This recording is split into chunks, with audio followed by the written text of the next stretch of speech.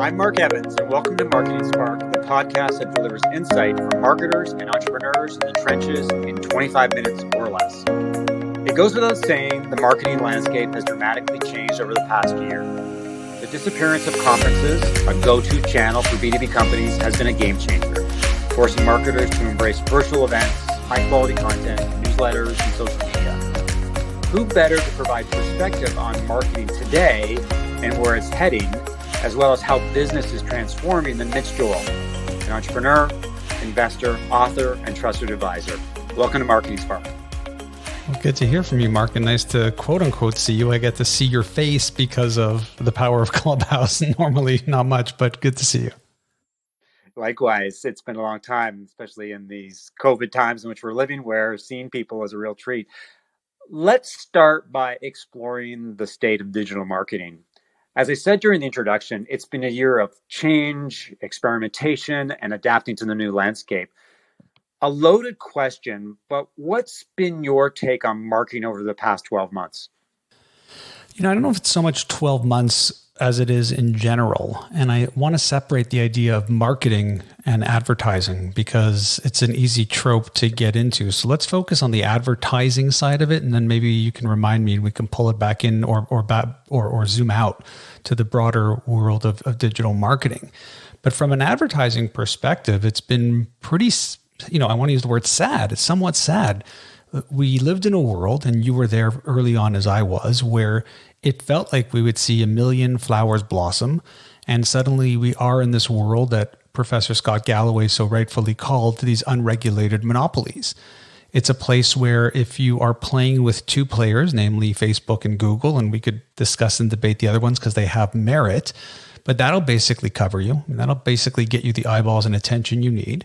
And because of their data and the accumulation of the platforms that fall within both of those major brands, what you have is a world where the publishers also maintain so much data and information that they know exactly, based off of keywords, intent, connections, etc., how much a keyword or key phrase or target audience is to any brand. They know more about the actual acquisition of a customer and the lifetime value of the customer than probably the brand that's trying to do any semblance of advertising.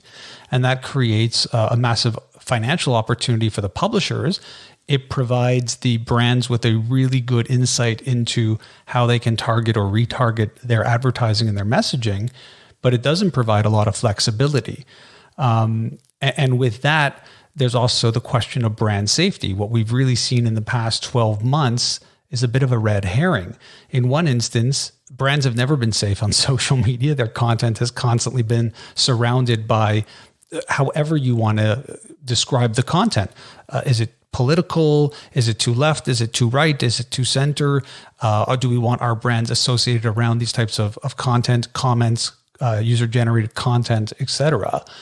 But when it became the big banner that brands were floating everywhere, brand safety, we're going to be pulling back our advertising from Facebook and Google, I felt like it's a bit of a red herring, only because it fell at a time when the pandemic was really kicking off and getting hot and crazy and heavy for the world.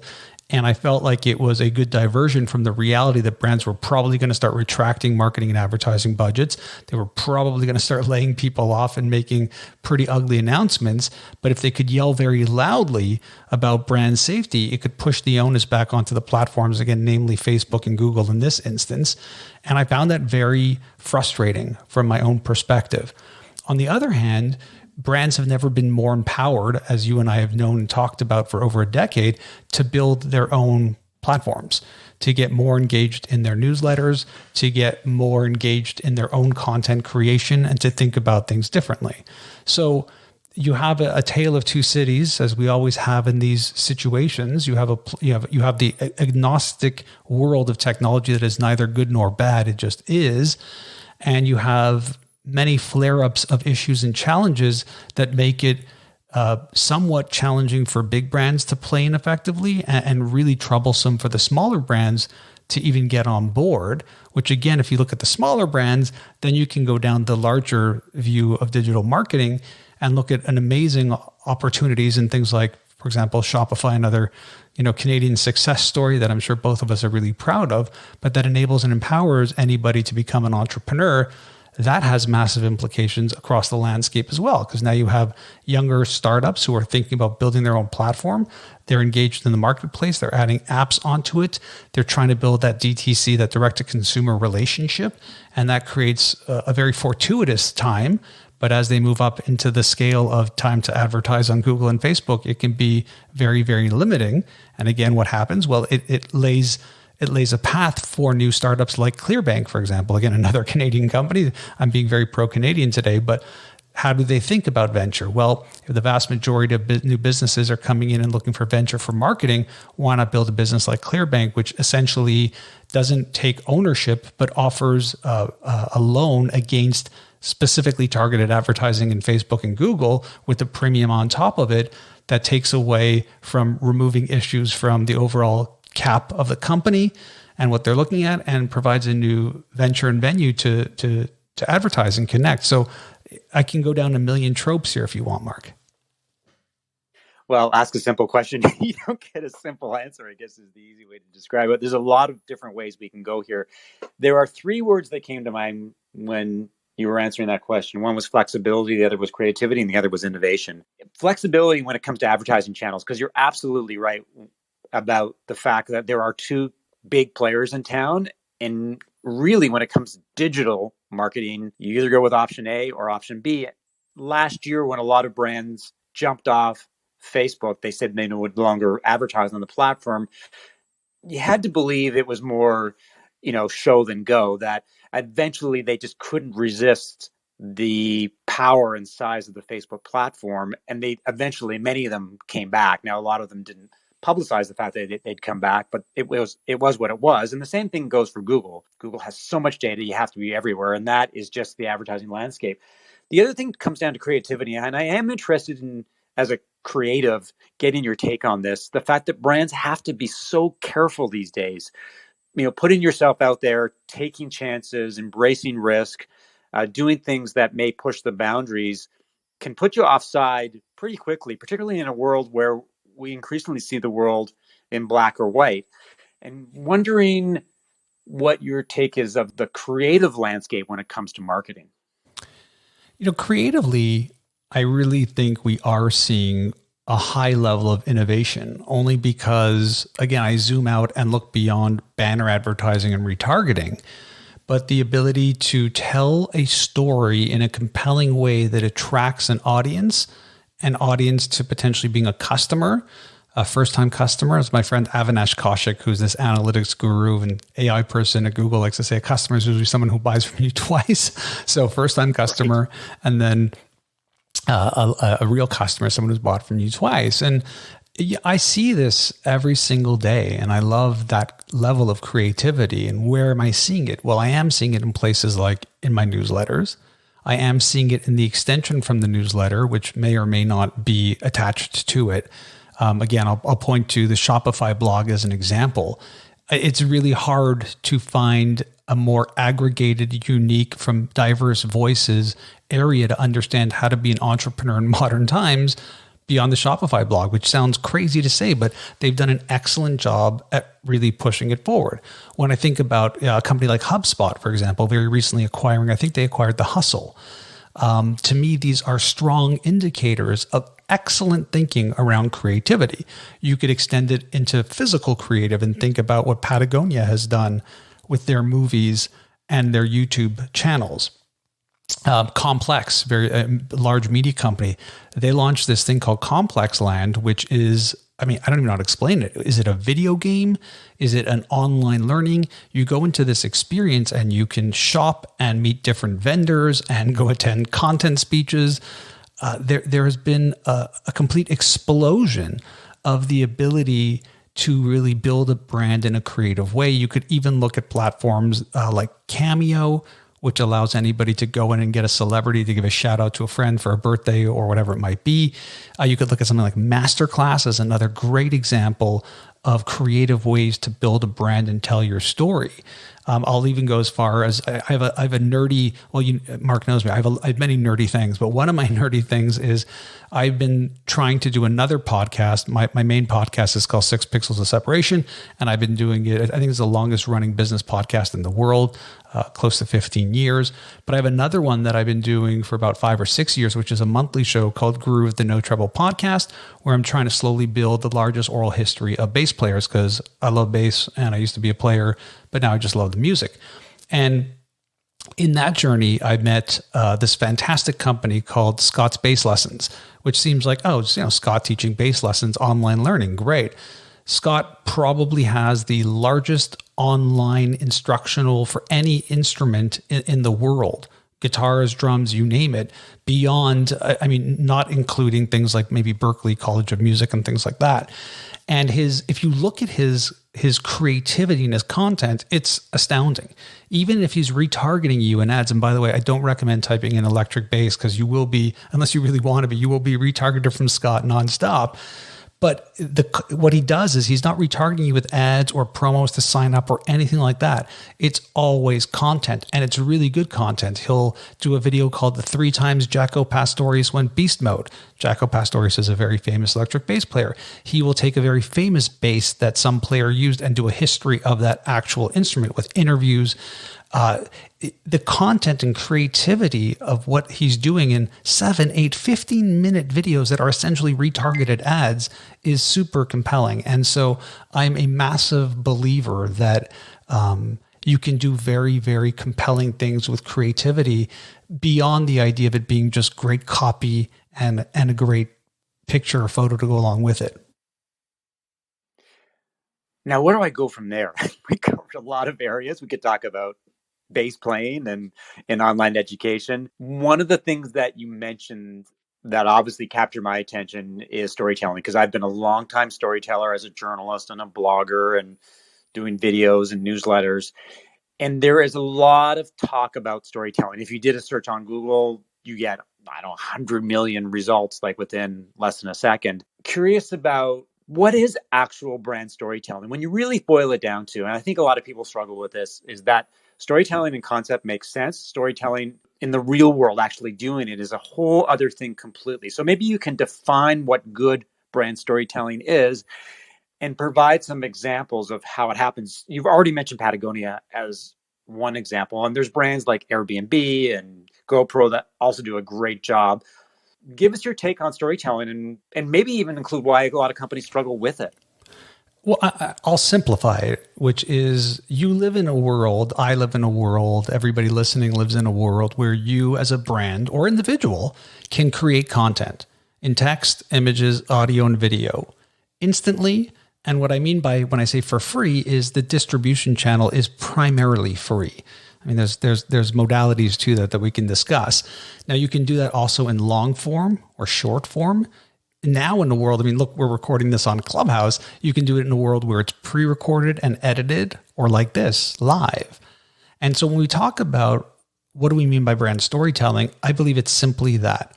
As a brand, you need to sit down and define who amongst us wants to tell a story about our brand, our business, our story in text, images, audio, video, long form, short form, live, pre-recorded. What's the right mix for us? What makes sense? So if you look to me being a market of one, or me being the best example for me to use because I know it so well, I would argue that my output is text long form, audio long form. That's the core of what I do. I write long articles, blog posts, things like that. And then I do my hourly podcast every week and my other podcast. And that's my main thing.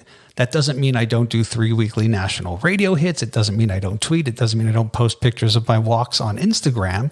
It just means at the core, that's what I do. And by leveraging that understanding of what you do and creating a path for it, an editorial calendar, how are we going to put this out? What does this look like? You start going down the path where you're no longer limited to the constraints of an ad, and you're thinking about your brand as a story, as a publishing entity. So when I was running my agency, which I did for over 15 years with my business partners, it was called Twist Image. That's where we started 6 Pixels of Separation, the blog. That's where we started 6 Pixels of Separation, the podcast. From that, that's what led to speaking events, which I still do a lot of. That's what led to my book deal. So I had 2 books that I put out. But we looked at it at a meta perspective. We said, okay, we are an agency, Twist Image. It became Mirum in the end, so let's call it Mirum for consistency. Mirum manages 2 other brands. We also manage this thing that we called 6 Pixels of Separation, which was our content container for all of those things, the blog, the podcast, the speaking, etc. And we're also managing this brand called Mitch Joel. And I'm not going to talk about myself in the third person like certain athletes do, but that was the attitude we brought to it. What are we doing to improve and place this brand of Mitch Joel and the storyteller, the face of it, the voice of it, into the zeitgeist? And so to me, that's a construct of how we create a storytelling environment. Now, when we take it to the next level, what I think is really interesting about digital marketing and technology is we have the split of storytelling, brand building against direct response advertising. And if I said to you, Mark, what do you think would be the proper split for a startup or an established business in terms of the storytelling brand side versus the direct response advertising engine? You would probably logically say 50-50. That's what makes sense, but it's not. It over-indexes in a massive way towards direct response. If I buy a bunch of ads on Google and Facebook and target them, that's a better way to get sales and customer acquisition. But if you forego that brand, that storytelling, those components of it, woe is you. It doesn't create the longevity you need. And so what happens in the current world is the brands that are struggling are the ones that aren't paying enough attention to the brand and storytelling component.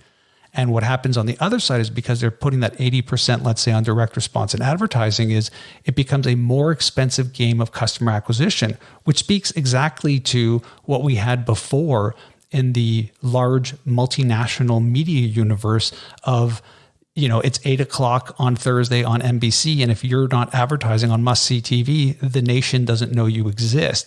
And that became this game of spending and spending against these numbers, which is what we're essentially seeing on the direct response advertising side, with the one caveat being you can tweak it a little bit. You can see if it's actually converting, and that's the drug of it. And that's why I think so many brands haven't been focused on storytelling, because it's almost too easy to do the direct response side of it. Just to jump around a little bit, Mitch, because I know there's a lot of ground I want to cover.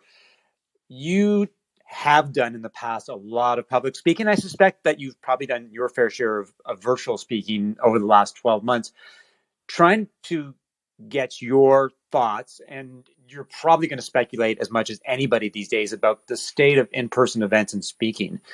Do you have any sense from the people that you talk to, the bookings that you might be getting, about when that might come back? And I would put this into context that in Canada, we're far behind the vaccination curve than the US. So my perspective is a bit different than what might be happening south of the border. How do you feel? What's going to go happen with you when it comes to in-person speaking this year?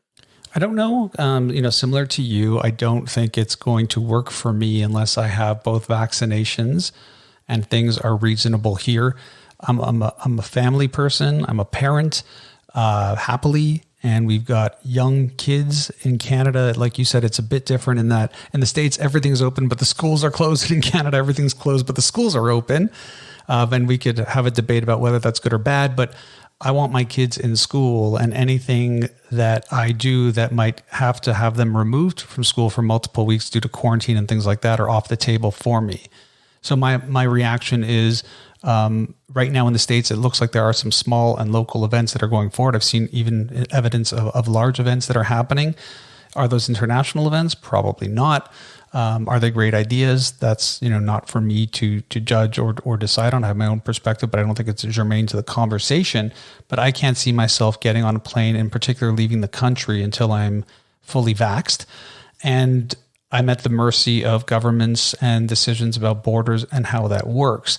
That being said, my perspective about what's going to happen is different usually than most of my peers. Most of my peers are in this headspace of virtual, hybrid, or physical events, and I think that that's the wrong perspective. What's happened, and it's actually relevant to what we're talking about in relation to marketing, is the world shut down. let's call it mid-March of last year.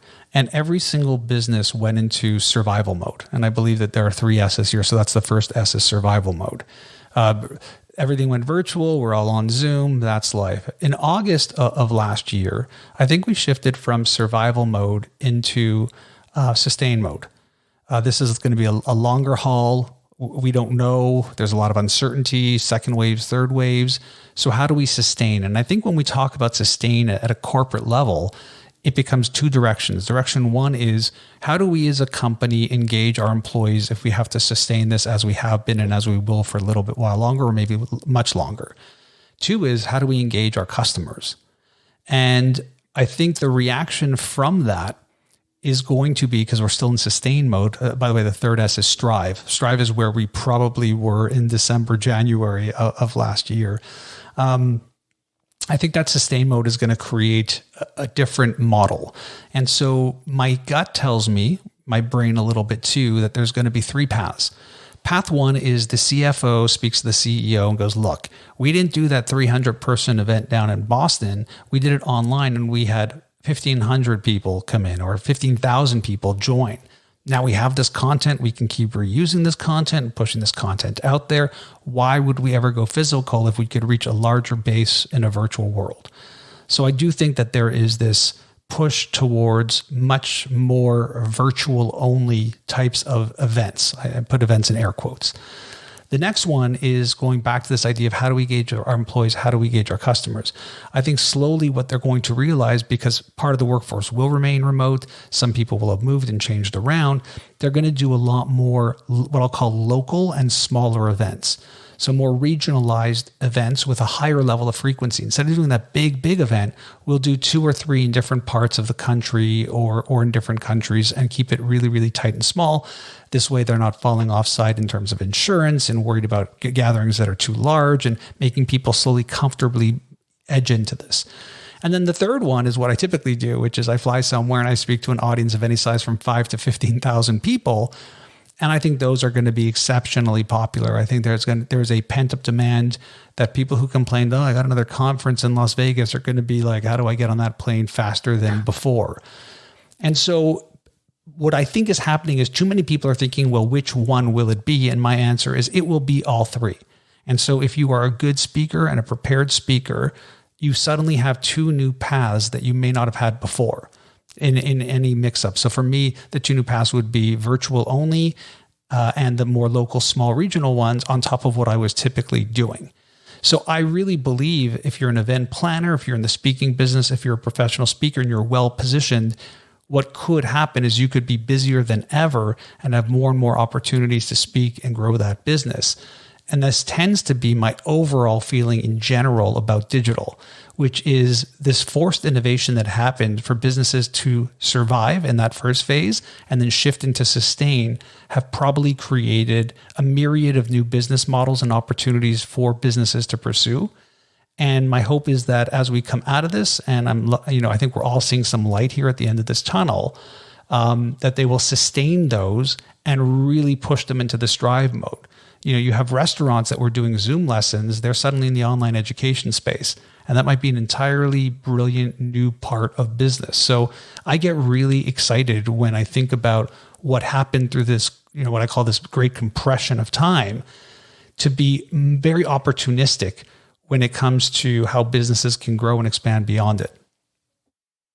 It would be remiss if I didn't ask you about LinkedIn and Clubhouse. Over the past year, I've doubled down on LinkedIn. It has been a tremendous medium to connect with people. I probably talked to more than 100 people, probably 150 people directly as a result of LinkedIn connections. And it's really done my business a lot of good. And my brand awareness is through the roof. Clubhouse, I'm ambivalent, to be honest with you. I'm not quite sure, although I'm sure you have a different perspective because you're quite active and it looks like you brought your tribe with you. Give me some perspective on the way that LinkedIn has evolved and what you think of Clubhouse's potential, because I think that's kind of like the big wild card right now for a lot of individuals in terms of people who are influencers and brands. Yeah, it's an interesting question too, because we're talking about this in the middle of this other thing that's sitting out there, which is rumors that Discord, which I would say is the grandfather of what we're seeing here on Clubhouse in terms of social audio, is potentially being sold to Microsoft for $10 billion. There's rumor, you never know anything like this, but Microsoft clearly owns LinkedIn.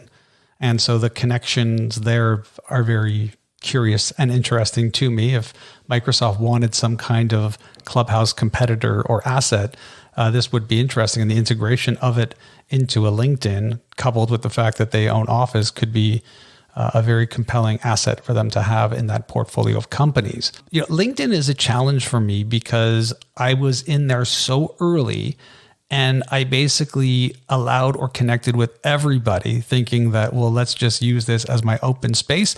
And anytime I blog or podcast, I'll just pump it in there and that'll push it out to thousands and thousands of people. Well, now you fast forward well over a decade and it's a hot mess for me. So my feed is not clean. It's not clear. It's very problematic for me. I get a lot of inbox spam from people wanting to have 15 minutes phone call with me to sell me some SaaS service that I have no interest in. So my LinkedIn experience isn't as powerful as yours is. I'll caveat that now by saying that my peers, people like you and other friends, and just in general anecdote and usage, are loving it more and more every day, and I can see why. It is a great place to be that professional and to share content and have it be really relegated to business. And when I look at LinkedIn now, it feels like this weird hybrid of like Business 2.0, Fast Company, and Wired Magazine all in one, which if that's the space you occupy, and a lot of us do, it's really, really compelling. In terms of Clubhouse, it's a bit of a different thing. And I think it's what you bring to Clubhouse. Like I have many thoughts about what Clubhouse is, which stand outside of what it satiates for me. So what does Clubhouse satiate for me? Well, I do 3 national or international radio hits every Monday morning, one after the other. And I find it really hard to be quote unquote hot on the mic and really good live, like out of the box, especially on a Monday morning. And I don't really practice the rest of the week to be live. But now I do. So when you contacted me for this podcast, my desire to do it here is it's forcing me to act and be who I am, but who I am when it's live in front of an audience. And that provides me a place to practice. So Clubhouse for me is a place to get my reps in. The next thing I love about it is that it's live. And I do love the energy of live. So how often have I thought I'd love to do one of my shows in a beautiful theater with a great audience, and after we all get to hang out, it'd be so much fun, but I get nervous and I would never pull the trigger on that because I worry that nobody would show up. But now I can do that, and I've done it multiple times, and we're doing it again here on Clubhouse, which I really, really like, that ability to create the live interaction and bring people and have questions. And I just like that energy. So there's that. And then the third is, it's the business that I'm in. My job is I help people decode the future. I look at what's happening. Where's the world going? What can I play with? And so when Clubhouse came along, I recognized that the Discord platform wasn't for me because while I understand the gaming world, I'm not much of a gamer. This felt like the non-gamer version of that. I was slow to adopt it. I was given an invite in, I think, October, but it's only been really a couple months that I've come on here to be active. And I like that part of it. I like bringing that energy to it, that I can have these different types of conversations. I've also met some really incredible people here. I find the platform much more diverse in terms of gender, in terms of race, in terms of where I live, in terms of how I think, and I welcome those voices. It's nice to see rooms that have that diversity. I worry that it's going to get more and more homogenous as it grows, and I worry that the tech infrastructure beneath it will push it in another direction. But I'm hopeful that I can still find those different rooms that add to my ability to learn more and more about not just diversity, but my desire to understand others better. And I've learned a lot over the past couple of years. I used to be the person who said, "Oh, I'm not racist. I've got friends from all over." I wrote for The Hour, the Alternative Weekly, for years. I've been all true. But the other part is the systemic part. And the systemic part is me being able to acknowledge that as someone who I self-declare as male, pale, and stale, right? I'm a middle-aged white guy with a ton of privilege, that I've had that privilege, that the system is set up so that I do have a certain level of privilege that I took advantage of course. And so my perspective changes, and it's changed a lot because of the conversations that happen here in Clubhouse. So that's the third part of it. Your reason might be really different. You might be, I just want to hang out in cool tech rooms and meet interesting people and speak to other marketers. Fantastic. So that's what makes a social network powerful, is finding what your reason for being here would be. We've covered a lot of ground in 30 minutes, and I want to thank everybody for listening to another episode of Marketing Spark. If you enjoyed the conversation, leave a review and subscribe by iTunes, Spotify, or your favorite podcast app.